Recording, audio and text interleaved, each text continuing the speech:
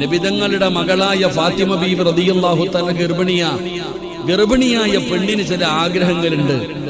അലിയാര് തങ്ങൾ എന്ന ഭർത്താവിനോട് പറഞ്ഞു, അലിയെ എനിക്കൊരു റുമ്മാമ്പഴം കഴിക്കണം, ഞാൻ ഗർഭിണിയാ, എനിക്ക് റുമ്മാമ്പഴം വേണം.